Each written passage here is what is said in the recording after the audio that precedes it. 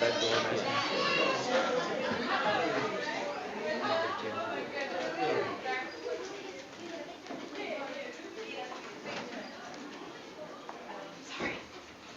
It's okay. Thank you. All right, we're going to move to item 5 on the agenda, and that is student representatives report.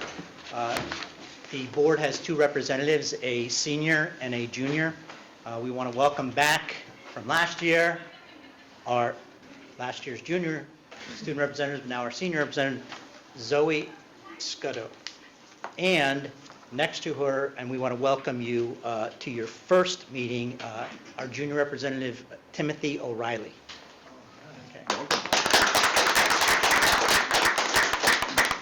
Okay. On September 28th, the Super Chief Marching Band performed an exhibition on their home turf. Bands across Central Jersey came to perform in competition, celebrating a night of musical and visual excellence in the nearby districts. Furthermore, the Super Chiefs performed at MetLife Stadium the following week on October 5th, where they competed at the Yamaha Cup. The Super Chiefs were the only band to compete in the 4 open category, but will additionally go to West Orange, Monroe, and East Brunswick in future competitions.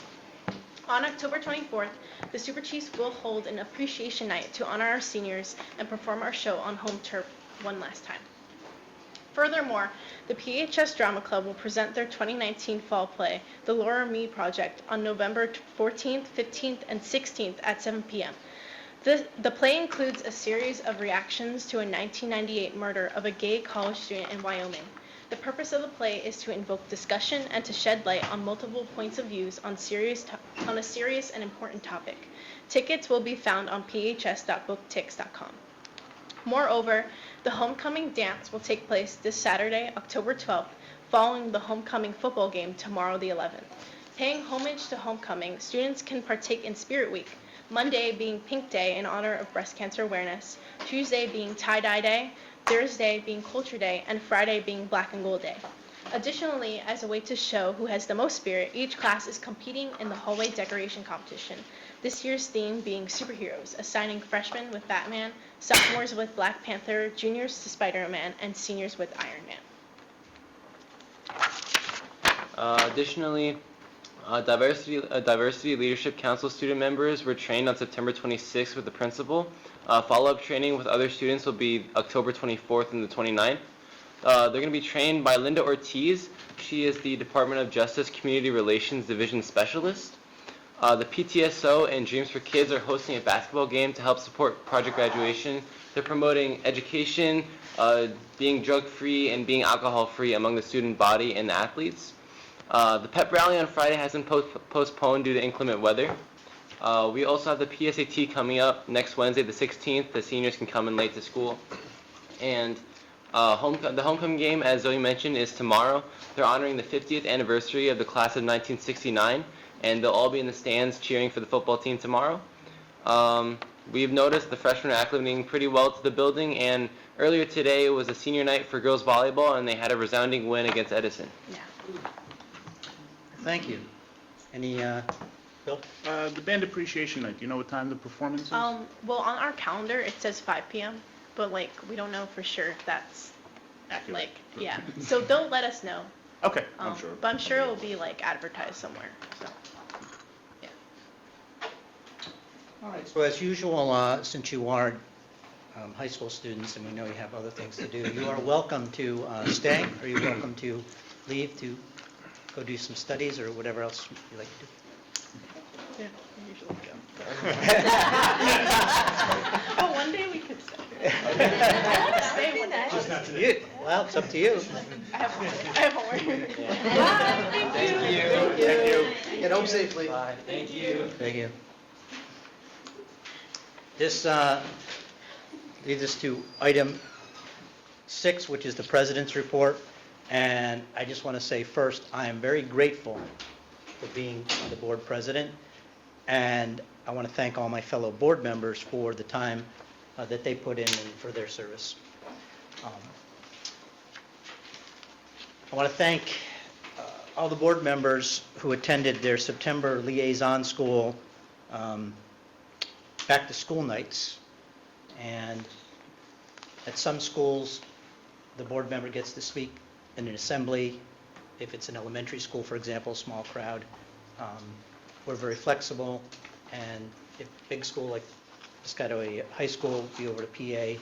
And something new this year, which I want to give credit to Arbor for, they did a video.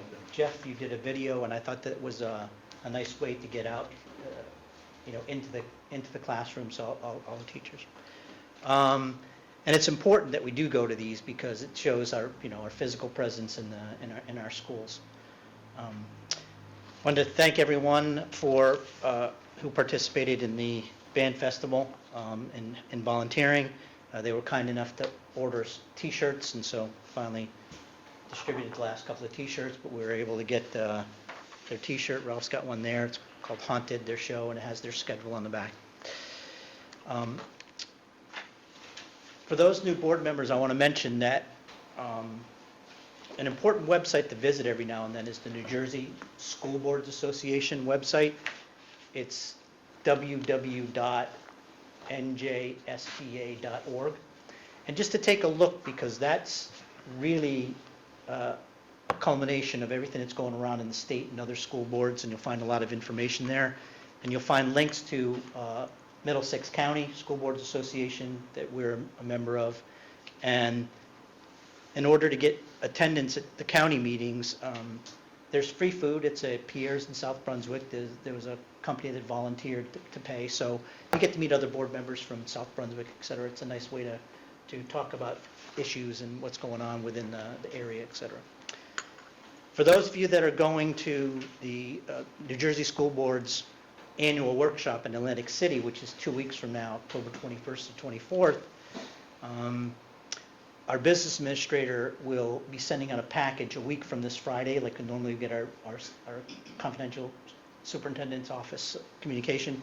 It'll be a packet, and it'll have in there all the invitations we get to the various receptions and so on about the workshop.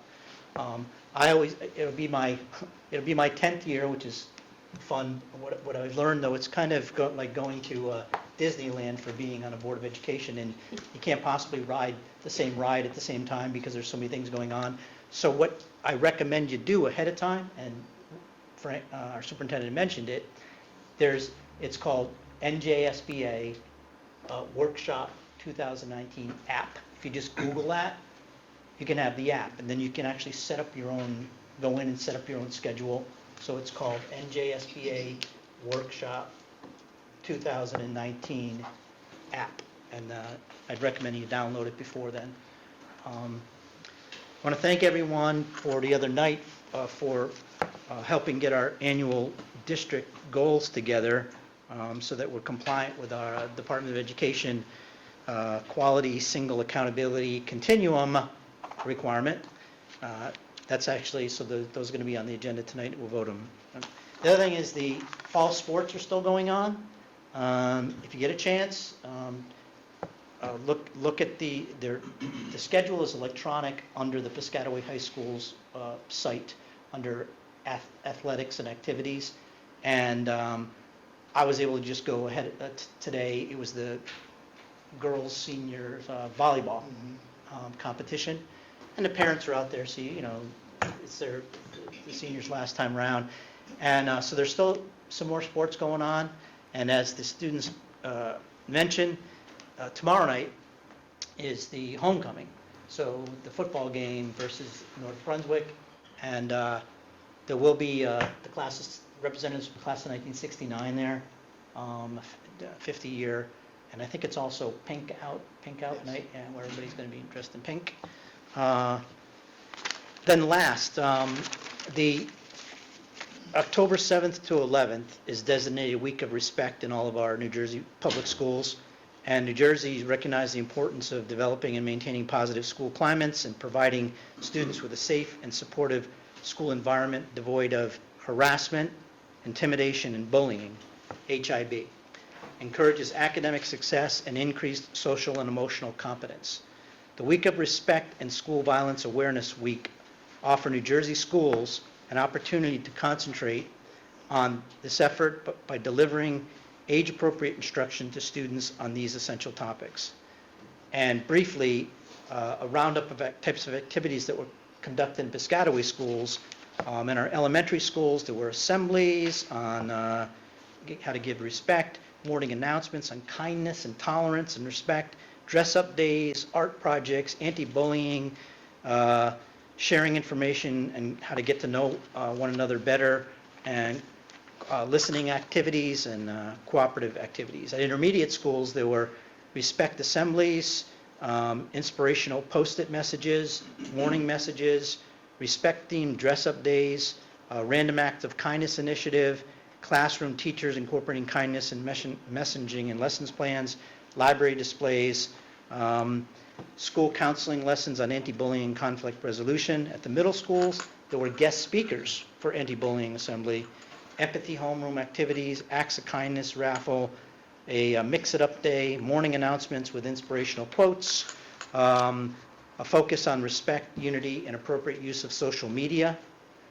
themed dress-up days, and student-created pledges of respect and unity.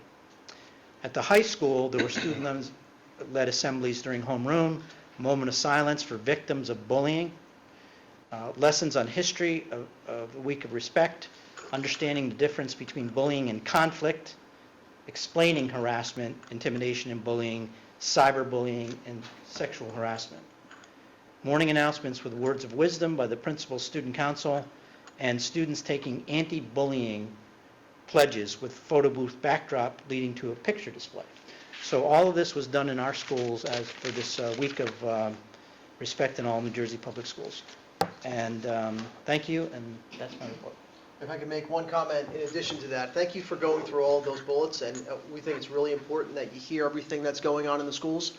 That comes from a 10 or 12-page document that the schools send us, and Judy was nice enough to be able to condense it so Tom didn't read all 12 pages. But we can never do too many things to make sure kids go to school feeling safe and secure. One of the strongest things that a student could do to help themselves, or we can help them, is that they feel safe and part of the culture. So again, we can never do too many things. So thank you. Thank you. So with that, we'll move to the Sure. superintendent's report. Judy first. Sure. Foundation, Education Foundation. There's a couple items. The first would be Judy Valermo on our Piscataway Education Foundation doing a report. Sure. I wanted to invite you all to our first event of the season, which is our Diwali celebration, which is October 19th. It's going to be at Piscataway High School in the Commons in the Anthony Gym. Mrs. Rashid does a wonderful job putting this all together for us. It's a really great event if you haven't attended before. It's a DJ, dancing, wonderful food, there's henna, there's ethnic shopping. It's a really, really great event, so I encourage you all to attend. It's a lot of fun. The other thing we're going to be doing to raise money this year in the fall is we're doing another We Are P-Way sale. We haven't done it in a couple of years. So we are launching a new design, and we'll be putting all of that together in the next couple of days. So if you want to spice up your wardrobe, it'll be the time to do it. And then we're also going to talk to Dr. Anelli about possibly doing a We Are P-Way Day. You know, district-wide, everybody wear their We Are P-Way and celebrate the district. So that's what we have planned for the first part of the year, and we hope to see you all there on October 19th. And just a reminder, all that, the proceeds from the money goes to student scholarships and teacher grants. All right, thank you. So that was the end of that, the president's report. So we'll move to the item 7, which is the superintendent's report. So I'll ask Mrs. Palermo to stay through the president's report, because she has a lot to do with everything that goes in here. There's a document on the back table and in your packets that highlight only a fraction of what's going on in the school district. So, but I'll go over a few of them before we move on to the next section of the meeting. So, to further our commitment to technology in the district, we sent our supervisor of instructional technology to a week-long, actually 6 days of Apple training. He gave up time away from his family, and he went to the training put on by Apple. It was actually in California, and you would think he would have a great time out in California, but he says it was really intense. 12-hour days, constantly on. They gave you tasks, and basically for you to achieve this authorized Apple Learning Specialist, you had to achieve at a certain level. So we really appreciate Chris Arivando. He comes to us back with not only information, but ongoing support and access for 2 years. Also great networking from everybody else who was in the course. So we appreciate Chris for his time and his dedication and everything he's doing for our kids. He is the supervisor of instructional technology. He'll turnkey as he does everything, this information as far-reaching as he can through our district. And again, he is on the board of the Middlesex County Tech Council, so he is well involved and puts Piscataway on the map all over the place. So we appreciate Chris Arivando. So we won, well, Judy won, but Judy's part of we. So Piscataway won 2 school communication awards from the New Jersey School Public Relations Association. We won first place for the superintendent's report, which is put out every month. Okay, and we also won second place for the school community resources brochure. Now, we put this out a little while ago, and Judy entered these into the contest for the School Relations Association, and she won first and second place, so I'd really like to congratulate her and thank her. I'd like to add that this was also the result of a lot of hard work by our community relations committee, and that was chaired by our Vice President Addie at the time, who had the idea with our former President Alex to try and capture all of the services in one particular document. So, thank you.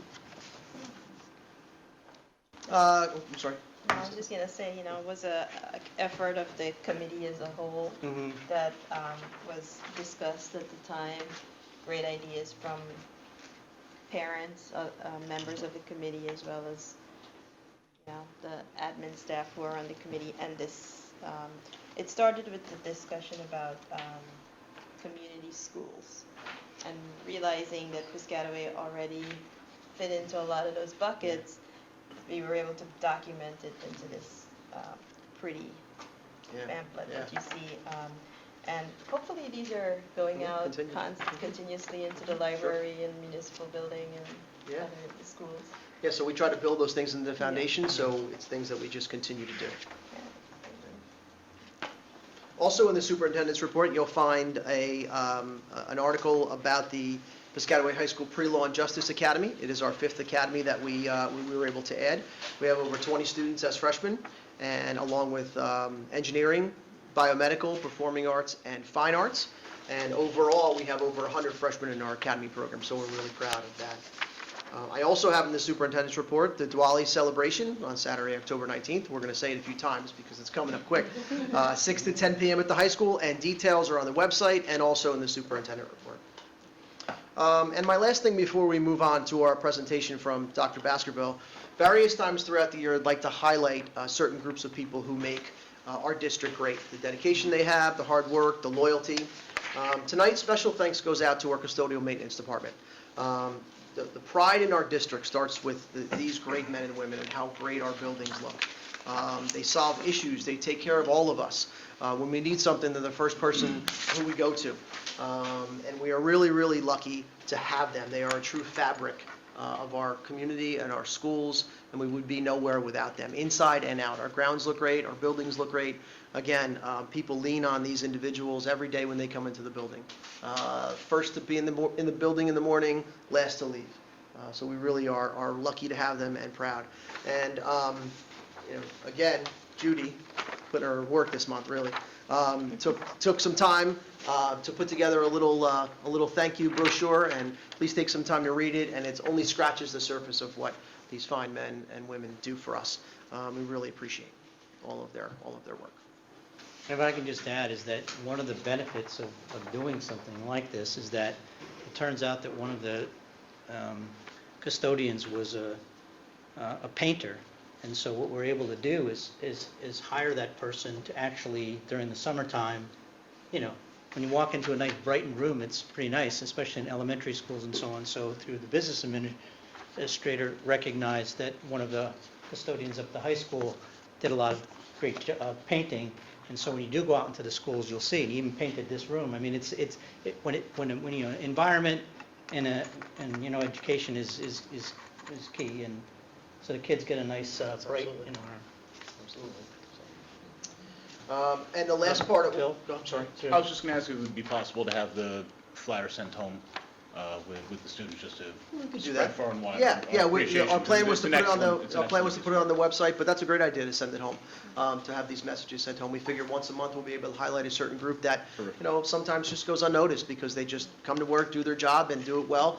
But we'd like to really, really highlight these people and show their value and appreciate what they do for us. And maybe a social media post. Yeah, absolutely. No question about it. Yeah.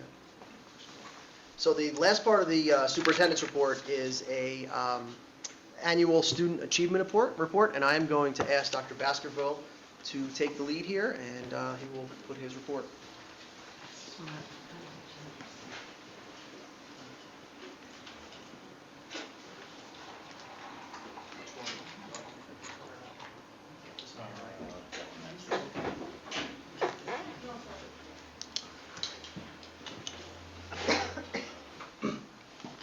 First, I'd like to say good evening to everyone.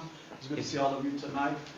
Before I get started, I want to say that for years as a building level administrator, it was nice to see all of the great things that we do in the district from that perspective. But now in this new role, I'm really proud to see all of the things that we do district-wide. So we do a lot of great things in our district. Student achievement, we look at student achievement in a holistic way.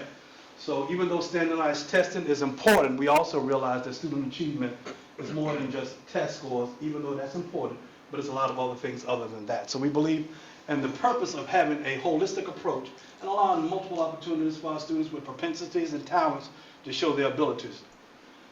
Having said that, before we go any further, I want us to just keep several things in the backdrop as we go through this. State mean or averages, also economically disadvantaged, ICR, in-class resource and district placement of programs, ESL, and that is the year in the country of some of these students and the year in program of some of these students, tier support services, academic and behavior. We have RTI, 3 tiers, tiers for academics and behavior. Level of program implementation, for example, there are certain programs over the years that we have pushed from the top down, and then there are some that we push from the bottom up. For example, the Readers Writers Workshop has been pushed from the bottom up, and so the level of efficacy varies across multiple grade levels.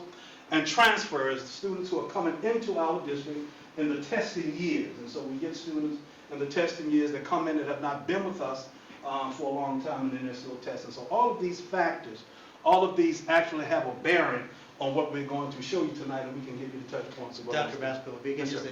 the ESL is English as a second language. So you can imagine with Piscataway, it may not be the first language that's spoken, so.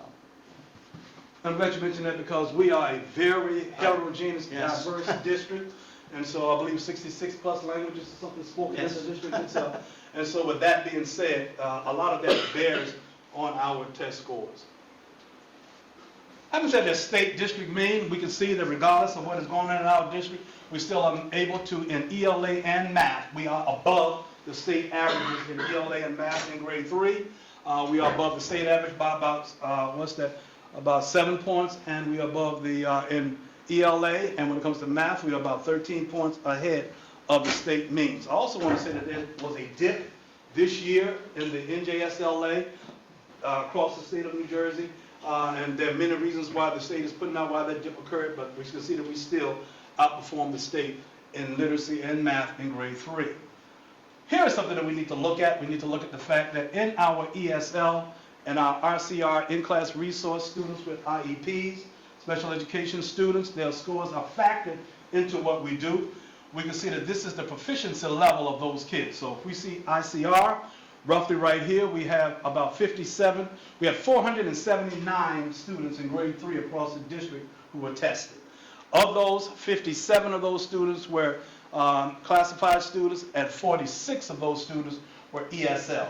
And those students are factored into our scores, so you're talking about roughly, of that 479 students, you're talking over 100 of those students who are factored into those scores. And so you will eventually see how that plays out. Having said that, here we go with the scores here. So you can see historically there have been some things like right here. We can see Eisenhower had a dip here of, they went down, and we see that there was a dip also in Grandview in 5. But if you look at those 57 students those that were ICR. The ICR programs are basically located in those two schools. So those two schools had those things. So we're looking at, in these two schools, they did not have essentially grade 3 students in those type of programs. And so one of the things that we're looking at is pushing the programs across the district. This year we have programs, ICR and resource programs, in all of the buildings, and so the schools will be more of a unilateral approach as we go along there. And this is just one of the reports that we get, that we extract information out of. So we just wanted you to be able to see exactly where we get the information. This is actually a grade 3 ELA report that is given to us by the state. And right here you can see the number of students, 479. It also breaks down the performance level of various demographic groups. So we start here when we start looking at, for example, any one of these subgroups.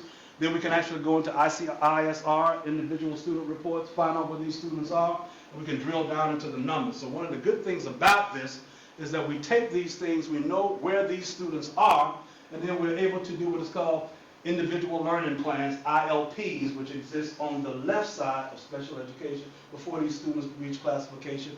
We also can see here 504, we had 8 students there. We also see economic disadvantage, we see those things there. And we also see students with disabilities, or that's where we see that those 57 students there. And if you also look over, you see only 26% of those students actually was proficient, and so wherever those students are, then it had an effect on the overall mean for that school. And this is the continuation of the same report. We also see here the ESL.